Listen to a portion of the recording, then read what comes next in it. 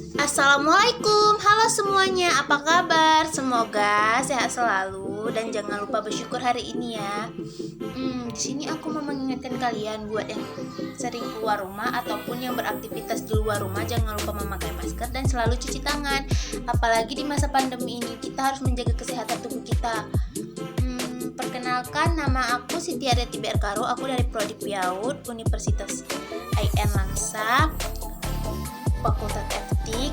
Nah, di sini aku ingin berbincang sedikit dengan kalian tentang fisik motorik. Perkembangan fisik motorik ialah perkembangan gerakan jasmani melalui kegiatan pusat saraf, urat saraf, dan otot yang terkoordinasi. Perkembangan tersebut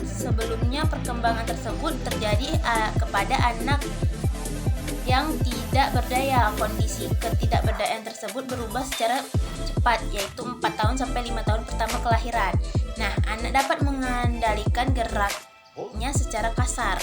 Adapun genre yang tersebut melibatkan bagaimana tubuh yang digunakan untuk berjalan, berlari, berenang, dan sebagainya. Setelah berusia 5 tahun, koordinasi otot yang tumbuh semakin baik, melibatkan kelompok otot yang lebih kecil yang digunakan untuk melempar, menangkap bola, menulis, dan menggunakan alat.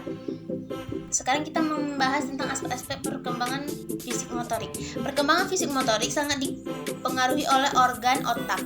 Nah, perkembangan motorik berbeda dari setiap individu. Ada orang yang perkembangan motoriknya sangat baik seperti para atlet, ada juga yang tidak seperti orang yang memiliki keterbatasan fisik.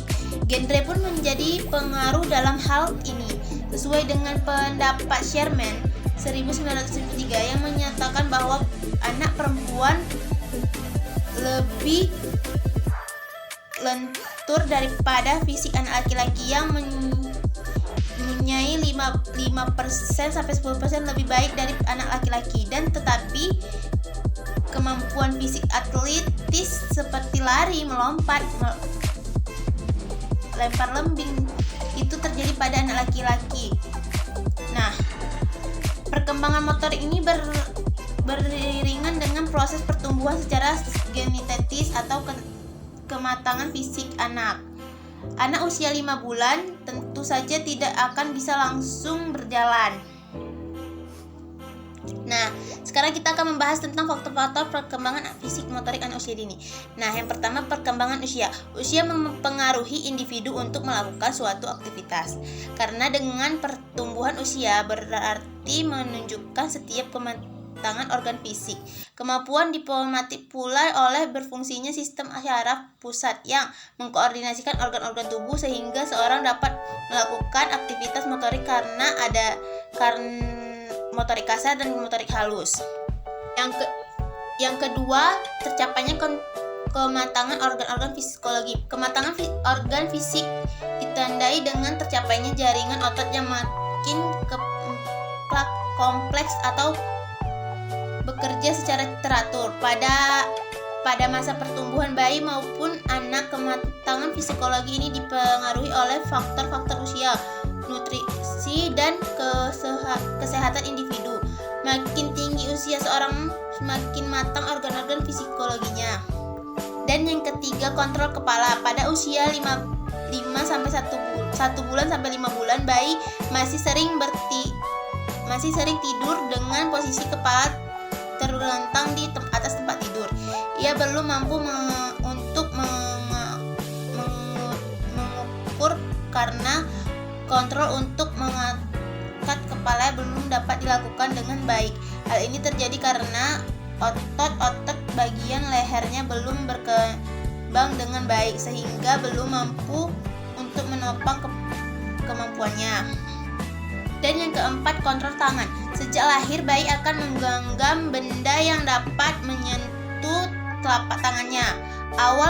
Awalnya bayi tidak mampu untuk menggenggam dan menyentuh suatu benda dengan baik, tetapi dengan pengaruh perkembangan usia dan kematangan otot, maka bayi akan mampu dengan sendirinya untuk melakukan tugas menggenggam dan melempar. Dan yang kelima, kontrol kaki. Kemampuan mengontrol kaki diatur oleh sistem syaraf pusat. Namun pada diri seseorang bayi, kaki bergerak karena ada suatu benda yang mungkin menyentuhnya atau digerakkan oleh ibunya. Hal ini bukan berarti si bayi cenderung pasif dan hanya bergerak kalau ada rangsangan dari luar dirinya. Bayi dapat menggerakkan kaki sendiri sebagai respon atau refleksi rasa senangnya atas kehadiran orang yang memiliki kedekatan emosional. Lokomosi ialah kemampuan untuk bergerak atau berpindah dari suatu tempat ke tempat yang lain. Kemampuan ini berkembang sejak dengan bertambahnya usia dan tercapainya kematangan organ-organ fisik, serta berfungsinya sistem syaraf pusat. Dengan demikian, kemampuan bergerak ataupun berpindah sangat dipengaruhi oleh faktor internal yang bersifat fisiologis. Nah, baiklah, kita akan membahas tentang pertumbuhan dan perkembangan anak usia dini. Pertumbuhan dan perkembangan anak usia dini banyak yang masih belum bisa membedakan apa saja termasuk perkembangan, apa saja termasuk pertumbuhan. Padahal jika kita perhatikan sangat mudah membedakan pertumbuhan dan bersifat kuantitatif yang bisa kita lihat dengan angka seperti berat badan, tinggi badan, banyaknya kosakata dikuasai anak usia dini. Sementara perkembangan adalah perubahan struktur dan fungsi suatu organ yang bersifat kuantitatif dapat dilihat dari perilaku anak, seperti cara memecahkan masalah atau kemampuan berkomunikasi secara verbal. Nah, sekarang kita juga akan membahas tentang perkembangan motorik kasar dan perkembangan motorik halus. Perkembangan motorik kasar dibagi menjadi dua macam, perkembangan motorik halus dan perkembangan motorik kasar. Perkembangan motorik halus merupakan perkembangan gerak yang meliputi otot kecil dengan koordinasi mata, tangan. Contohnya seperti menggenggam, menulis, memotong, menyusun puzzle, ataupun memasukkan bola ke tempatnya. Perkembangan motorik kasar merupakan perkembangan gerak yang meliputi keseimbangan dan koordinasi antara anggota tubuh seperti merangkak, berjalan, melompat, atau berlari. Biasanya yang berkembang pertama kali adalah kemampuan motorik kasar, baru kemampuan motorik halus. Sebagai contoh, si kecil saat masih bayi pertama kali akan belajar untuk mulai membalikkan badan, belajar merangkak, berbicara. Perkembangan motorik kasar secara alami terbentuk sesuai kematangan fisik si kecil dan lingkungan sekitarnya yang mengajarkannya. Sedangkan motorik halus dapat dilihat berkembangnya jika ada bantuan stimulus dari orang sekitarnya.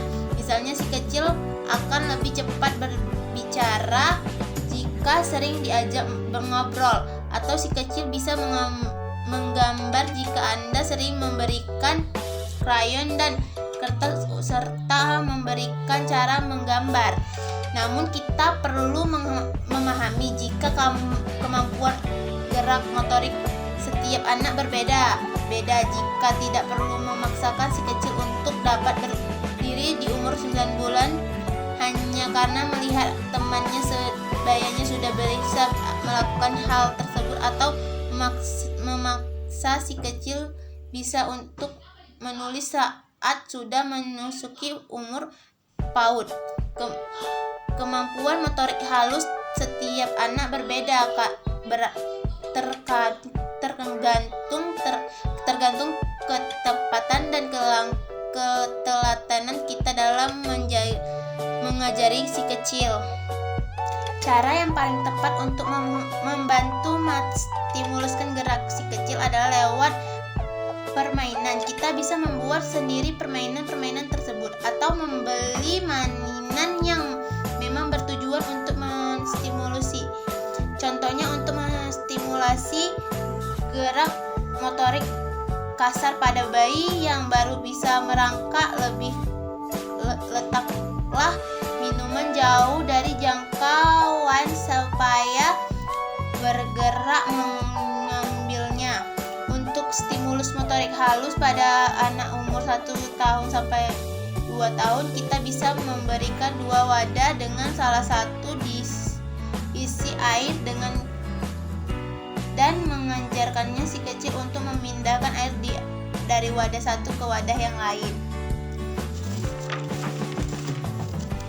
Lakukan variasi permainan untuk menarik minati si kecil. Jika si kecil tidak tertarik dengan salah satu permainan, kita bisa mencoba alternatif permainan lainnya yang tentunya sesuai dengan kemampuan si kecil.